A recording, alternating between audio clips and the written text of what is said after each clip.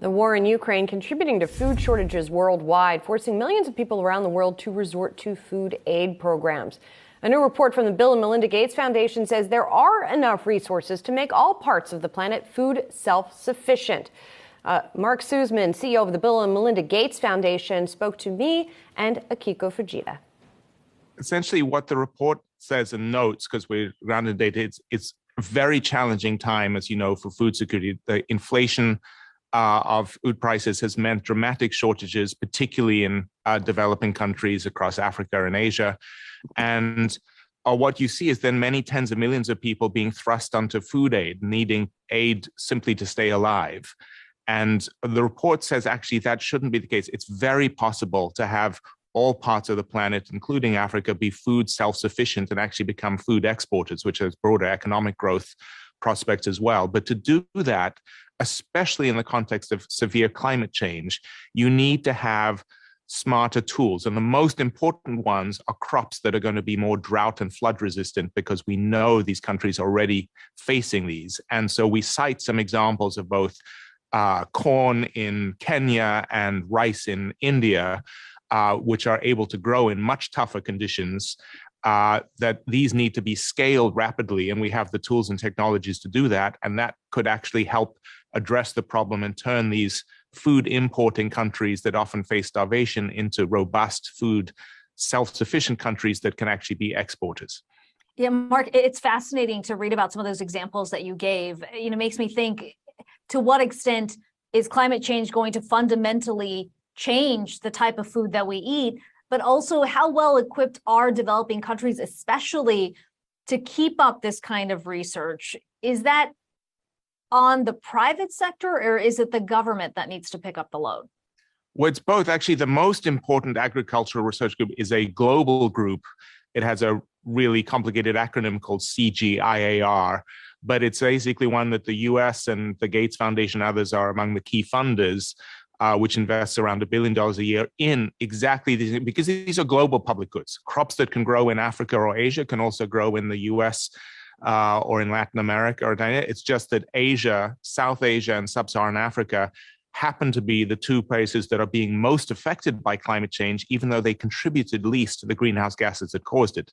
But the global research that can create these public goods should come from these, and that's a mixture of universities, academic institutions, private sector partners, and related groups working across key crops like maize, corn, wheat, rice, but also some of these crops that we don't really eat in the United States, like cassava or millet, but are actually really important staple crops in many countries in Africa and Asia and Latin America. Mark, as the report points out, part of the challenge too of climate change is it's not as though climate change happens and then every season after that is more wet. It's that you really get this volatility in weather and unpredictability. So it's not just about growing the right seeds, right? It's about trying to figure out what is going to happen. Are we getting better at doing that? And how do we get better at doing that?